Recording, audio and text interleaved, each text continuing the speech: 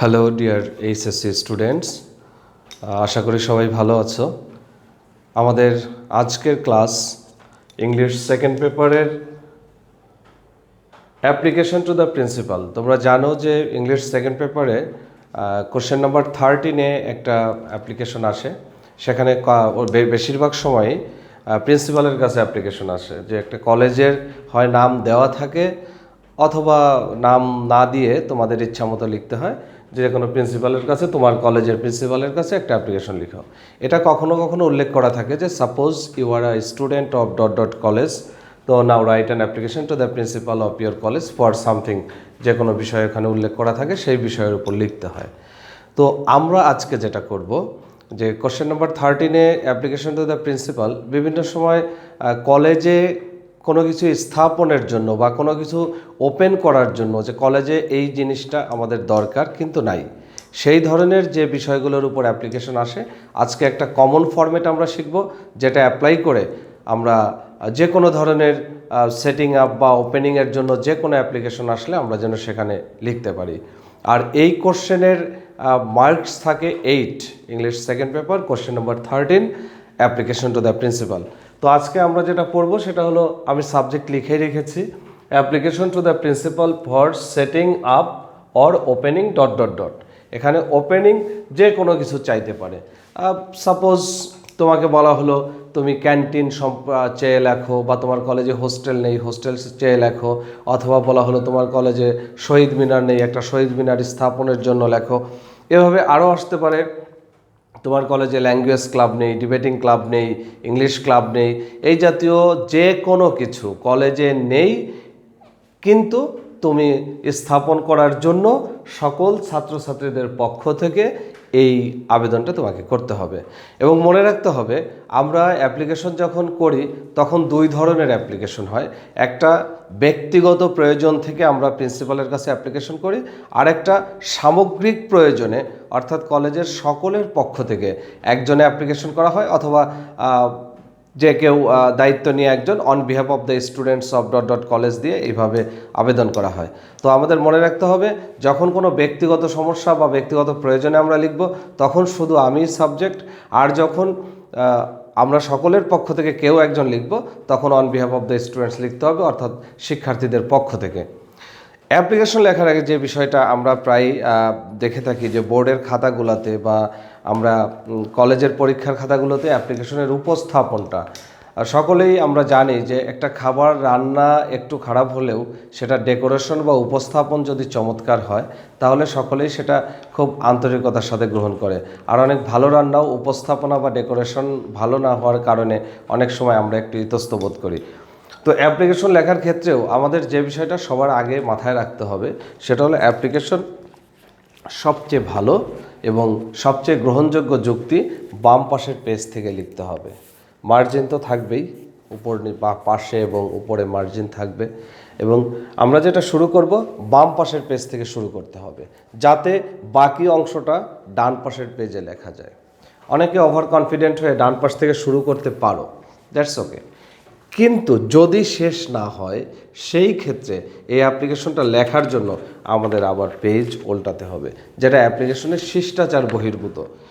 তো আমাদের কি করতে হবে, খাতার যদি কোনো পেজে দেখো যে এখানে আংশিক লেখা হয়ে গেছে, তো অনেক জায়গা বাকি আছে, এখান থেকে কি করব, এখানে অ্যাপ্লিকেশন লেখার কোনো প্রয়োজন নাই। তুমি অন্য গ্রামারের অ্যান্সার বা অন্য কোনো কিছু অ্যান্সার করলা, আর যেটা করবে সেটা অবশ্যই পেজ উল্টিয়ে বাম পাশ থেকে এটা লেখা শুরু করবে, যাতে এই ফ্ল্যাট পেজে সব অ্যাপ্লিকেশনের পুরো অংশটা লেখা হয়ে যায়। আশা করি বুঝতে পারছো। আর তোমরা অবশ্যই পরীক্ষার খাতায় লাল বা লালের কাছাকাছি কোনো কালার ইউজ করবে না, কোনো ধরনের কোনো কালি ইউজ করবে না যেগুলো লালের কাছাকাছি। অনেক সময় আমরা দেখি অনেকের পছন্দের পিঙ্ক কালার দিয়ে মার্জিন করে থাকো। মার্জিন সবসময় পেন্সিল দিয়ে করাই উত্তম, এবং এটাই সবচেয়ে বেশি গ্রহণযোগ্য বিষয়, যে সবাই পেন্সিল ইউজ করবে মার্জিন করার সময়, এবং স্কেল ইউজ করতে হবে, শুধু হাত দিয়ে টেনে হবে না। আর যদি একান্তই এই ইনস্ট্রুমেন্টগুলো না থাকে, সেক্ষেত্রে অবশ্যই পরিপূর্ণভাবে খাতা ভাঁজ করে তোমরা অ্যান্সারটা শুরু করতে পারো। তো আমি যেহেতু বোর্ডে করাবো, এখানে তো আর মার্জিন দিয়ে ওইভাবে করা সম্ভব নয়। তারপরও আমাদের মনে রাখতে হবে, মার্জিন দেওয়ার পর অ্যাপ্লিকেশনটা অবশ্যই লেফট অ্যালাইন হতে হবে, অর্থাৎ প্রত্যেকে বাম পাশ থেকে, মার্জিনের একেবারে বাম পাশ থেকে আমাদের লেখা শুরু করতে হবে অ্যাপ্লিকেশন। তো বন্ধুরা, অ্যাপ্লিকেশনের শুরুতেই আমাদের প্রথম ডেট লিখতে হবে। ডেট আমরা জানি তারিখ, কিন্তু ডেট লেখার দরকার নেই, ডেটটা কত সেটা লিখতে হবে। যেমন আমরা যদি এরকম লিখি 1 এপ্রিল 2020, ওকে, এভাবে লিখতে পারি 1 এপ্রিল 2020। অথবা আরও যত ফরম্যাট আছে ডেটের, সব যে কোনো ধরনের ফরম্যাট অ্যাপ্লাই করা যাবে, তবে এইটা সবচেয়ে বেশি গ্রহণযোগ্য ফরম্যাট। তারপর আমরা অ্যাপ্লিকেশনটা কার কাছে লিখব? The principal. আমি একটু কালারটা চেঞ্জ করে, আমি এখানে লাল কালি ইউজ করছি তোমাদের বোঝানোর জন্য, কিন্তু তোমরা আবার পরীক্ষার খাতায় রেড ইউজ করো না। আচ্ছা, তারিখের পর আমরা লিখব দ্য প্রিন্সিপাল।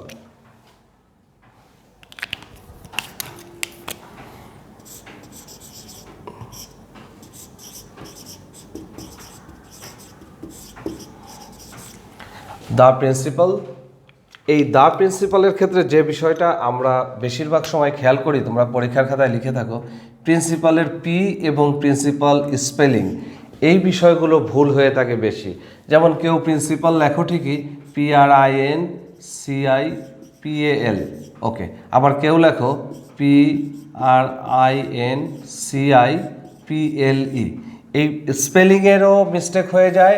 আবার এখানে সবচেয়ে বড় মিস্টেক হলো প্রিন্সিপালের পি অবশ্যই বড় হাতের লিখতে হবে, সেক্ষেত্রে তোমরা দেখা যায় ছোট হাতের লিখে ফেলো, এবং এই ছোট হাতের লেখার কারণে এটা গ্রহণযোগ্যতা হারায়, এবং এই অংশের জন্য যে মার্কসটুকু দেওয়ার এক্সামিনার সেই নাম্বারটা তোমাদের দিতে পারেন না।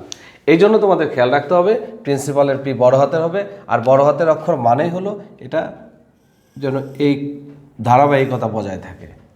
হ্যাঁ, তুমি নিচের দিকে অনেক বড় করে লিখে বললা যে স্যার আমি তো অনেক বড় হাতের লিখছি, আর লিখলে এখান থেকে নো, আর আসবে এটার ক্যাপের নিচ থেকে।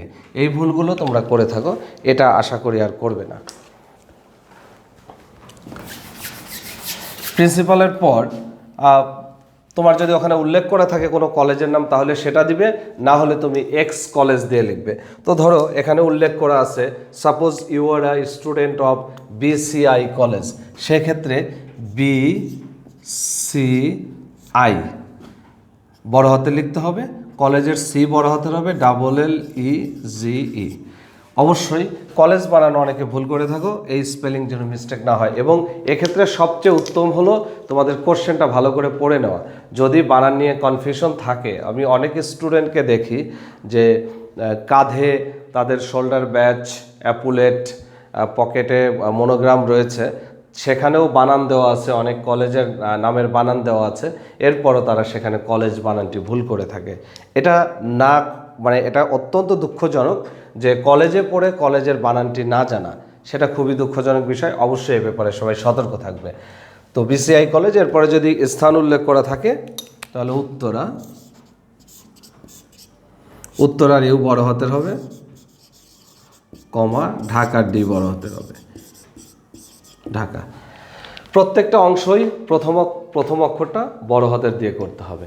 তো এটা হলো আমাদের স্টার্টিং। এরপরে আসে সাবজেক্ট। ঠিক একইভাবে আমাদের লাইন ঠিক থাকতে হবে, JECT। কেউ সাবজেক্টটাকে সংক্ষেপে সাব লিখে থাকে, আসলে সাব এখানে হবে না, পুরা সাবজেক্টটাই আমাদের লিখতে হবে। সাবজেক্ট কি? প্রেয়ার ফর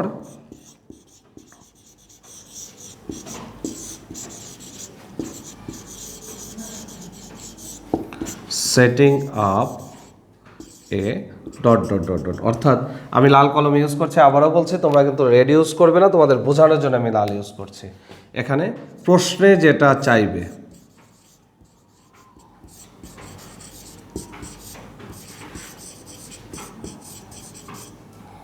প্রশ্নে যেটা চাইবে সেটা ওখানে লিখতে হবে। যে তোমার প্রশ্নে চাইলো যে ক্যান্টিন স্থাপনের জন্য, তাহলে prayer for setting up a canteen. এখন প্রেয়ার ফর ওপেনিং আ ক্যান্টিনও হতে পারে, যেটা দেওয়া থাকবে প্রশ্নে সেই অনুযায়ী লিখবে। ওকে, এবার আমরা যার কাছে অ্যাপ্লিকেশন লিখছি তাকে অ্যাড্রেস করে মূল বিষয়বস্তু লেখা শুরু করব। আমি মূল বিষয়বস্তুটা আবার উপর থেকে শুরু করে এই অংশটা মুছে দিচ্ছি।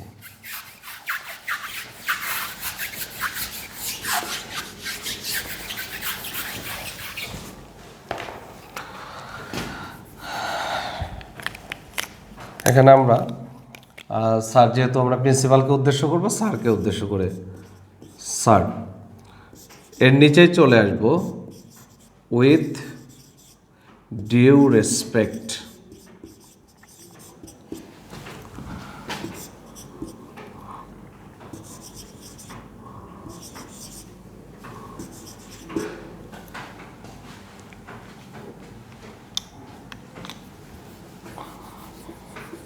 আমি আগেই বলেছিলাম যে আমরা যখন অ্যাপ্লিকেশনটা সবার জন্য করব, কলেজের সকল স্টুডেন্টদের বা অনেকের পক্ষ থেকে করব, তখন আমরা অন বিহাফ অফ শব্দটা লিখে নিব। এখানে আয়ের পর লিখতে হবে অন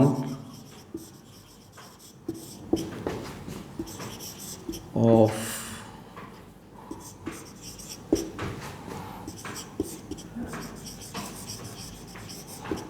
students of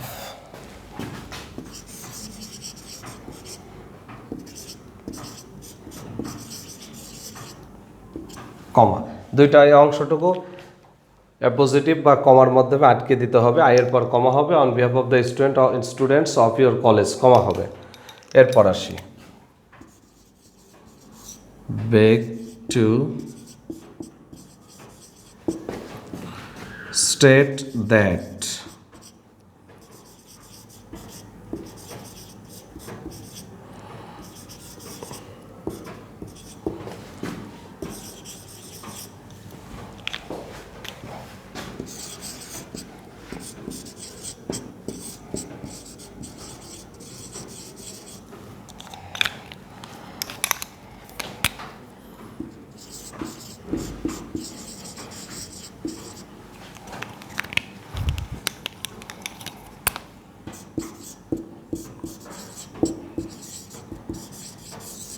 আমি সেন্টেন্সটা লিখেছি উইথ ডিউ রেসপেক্ট, যথাবিহিত সম্মানপূর্বক, I on behalf of the students of your college, আমি আপনার কলেজের শিক্ষার্থীদের পক্ষ থেকে beg to state that our college is one of the famous colleges in the city, আমাদের কলেজটি এই শহরের কলেজগুলোর মধ্যে অন্যতম।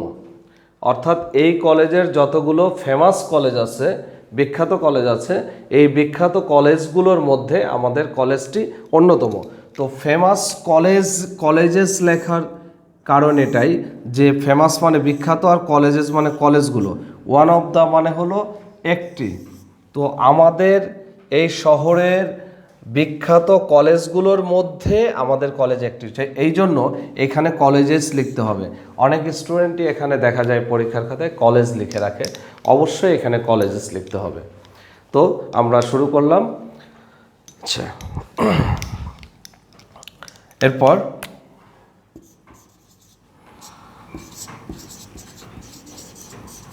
the result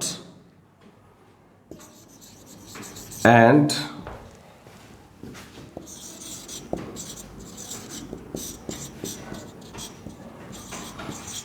discipline of our college is excellent. The result হলো ফলাফল, আমরা result and discipline. The result and discipline of our college are excellent. আমাদের কলেজের ফলাফল এবং শৃঙ্খলা খুবই চমৎকার। তো আমরা আরও একটা প্রশংসাসূচক বাক্য লিখতে হবে। We have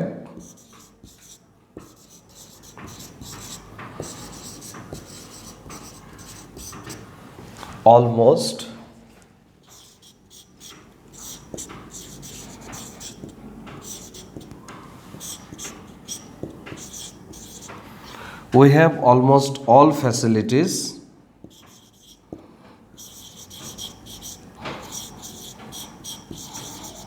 in our college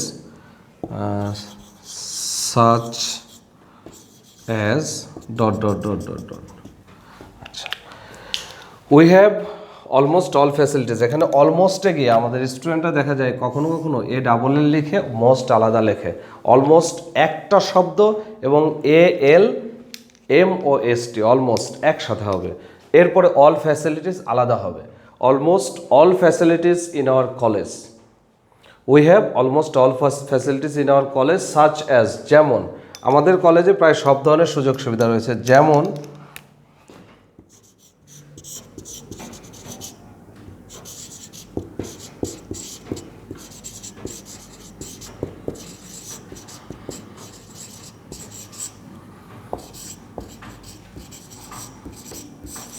আমাদের প্রশ্নে যেটা চাইবে, এখানে আমি আগেই বলে নিয়েছি প্রশ্নেরটা সাবজেক্টে থাকবে, আর প্রশ্নেরটা ছাড়া বাকি কয়েকটা ফ্যাসিলিটির কথা লিখতে হবে। যদি আমাদের প্রশ্নে চাই যে তুমি কমন রুম স্থাপনের জন্য একটা আবেদন করো, সেই ক্ষেত্রে কমন রুম বাদে আর বাকি কয়েকটা লিখতে হবে, লিখে এটসেট্রা।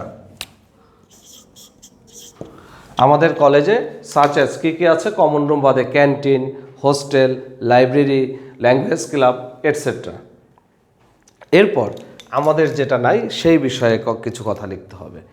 আমি একই প্যারাতে হবে, but it is a matter of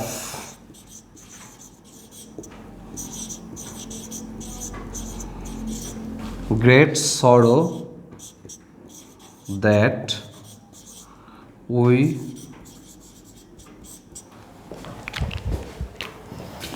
don't have any dash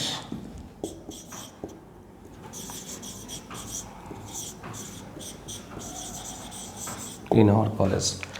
but it is a matter of, আমি বিভিন্ন কালারের কালি ইউজ করছি যাতে একটু দেখতে দৃশ্যমান হয়, যেহেতু এটা একটা রেকর্ড হচ্ছে, অনেক সময় অনেক কালি স্পষ্ট আসে না। But it is a matter of great sorrow that, অত্যন্ত পরিতাপের বিষয় যে, অত্যন্ত দুঃখের বিষয় যে, we don't have any dash in our college. এখানে আমরা কী লিখব? প্রশ্নে যেটা আছে না প্রশ্নে যেটা নাই, যেহেতু ডোন্ট হ্যাভ মানে নাই কোনো, যেটা প্রশ্নে থাকবে সেটাই আমাদের এখানে লিখতে হবে, প্রশ্নেরটা। We don't have any dash, প্রশ্নে যেটা চাইবে আমরা সেটাই এখানে লিখব। ওকে, আর যে জিনিসটা আমাদের নাই তার জন্য আমাদের কি করতে হয়? আমাদের অনেক সাফার করতে হয়। That's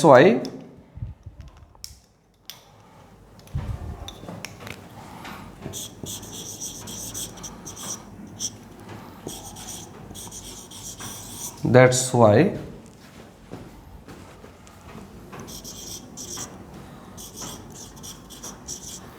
we have to suffer much for want of a ... এ কারণেই আমাদের অনেক ভোগান্তির শিকার হতে হয়। ওয়ান্ট অফ মানে চাহিদা বা অভাবে, কিসের অভাবে? যেটা প্রশ্নে থাকবে, প্রশ্নেরটা। তো আমি এখানে কিছুক্ষণ ক্যামেরা একটু স্থির রাখবো সবাই বিষয়টা দেখার জন্য, যদি কেউ লিখে নেয় এটা দেখে লিখে নিতে পারবে, আর স্ক্রিনশট দিয়েও যাতে এটা লিখে নিতে পারে, এই জন্য ক্যামেরা কিছু সময়ের জন্য আমি স্থির রাখছি। আর একটু পড়ে শোনাই। Sir, with due respect, I, on behalf of the students of your college, beg to state that our college is one of the famous colleges in the city. The result and discipline of our college are excellent. We have almost all facilities in our college, such as, ওখানে প্রশ্নেরটা ছাড়া আমরা বাকি কয়েকটা নাম লিখব, etc. But it is a matter of great sorrow that we don't have any dash in our college. আমাদের কলেজে কোনো ড্যাশ নেই, সেটা প্রশ্নে যেটা চাইবে, যেটা আমাকে লিখতে বলা হবে সে বিষয়ে লিখব। That's why we have to suffer much for want of a dash. এ কারণেই আমাদেরকে এইটার অভাবে, যেটার অভাব সেই অভাবেরটা আমাদের ওখানে লিখব শূন্যস্থানে। এবং আমরা যখন প্যারাগ্রাফ লিখব তখন অবশ্যই আমি যত মার্ক ইউজ করছি, বিভিন্নভাবে মার্ক করেছি, রিমার্ক করেছি, এইসব ইউজ করা যাবে না। সরাসরি তোমাদের মতো করে ব্ল্যাক পেন দিয়ে লিখতে হবে, কোনো শূন্য স্থান দেওয়া যাবে না, কোনো আন্ডারলাইন করা যাবে না, যেভাবে আমি লিখেছি এভাবেই লিখতে হবে। আশা করি সবার লেখা শেষ হয়েছে। এখানে আরেকটা লাইন আমি লিখে দেই।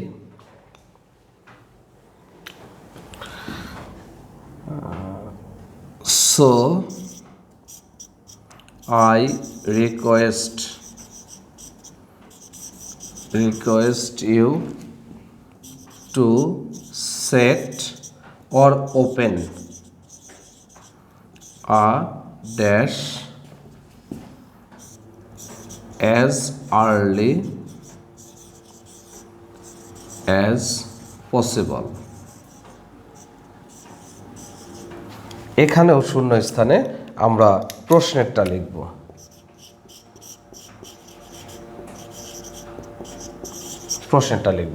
তো so comma I request you to set or open, যেহেতু আমরা টু ইনফিনিটিভ ব্যবহার করেছি, এখানে ভার্বের প্রেজেন্ট ফর্ম আসবে, সেট অথবা ওপেন আসবে, আর সেটিং আপ বা ওপেনিং কিছু আসবে না। সেট অর ওপেন আর dash as early as possible, এই হলো আমাদের মূল বক্তব্যটা। এখন আমরা কনক্লুশনে যাব।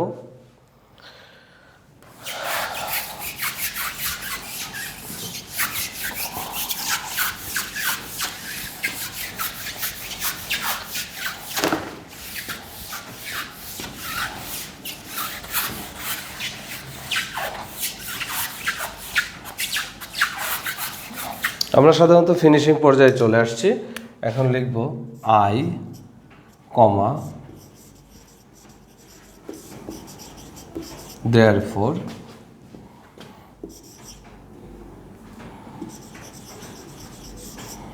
pray that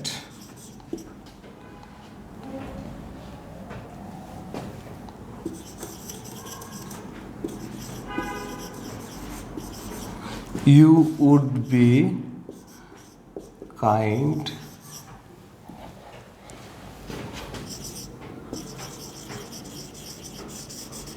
enough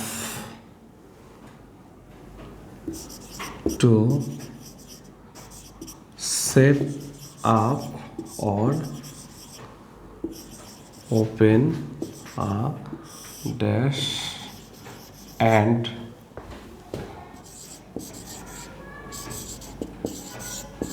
oblige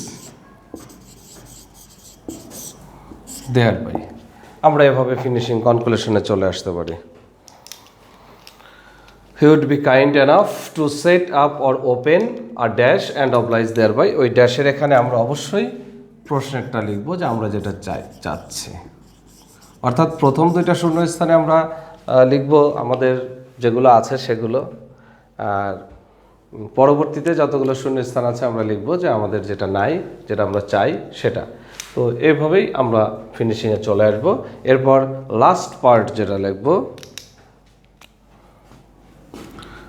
I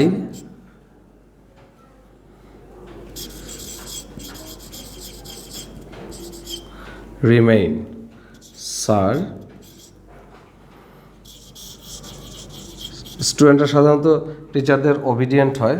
your most obedient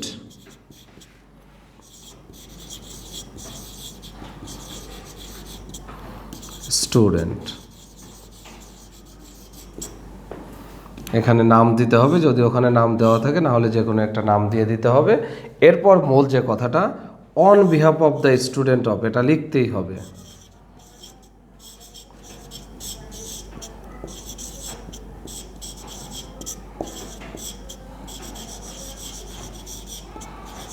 students of dot dot dot dot college, যে কলেজের নামটা থাকবে আমরা শুরুতে লিখব, সেই নামটা এখানে লিখব। Sir, I remain sir your most obedient student, বা পিপল লিখতে পারো। নেম লিখতে হবে এখানে, এটা নেম হবে, নাম লিখতে হবে। On behalf of the students of dot dot dot dot college, যেটা আমরা শুরুতে দেখেছি। তো আমি আশা করি যে তোমরা বুঝতে পেরেছো।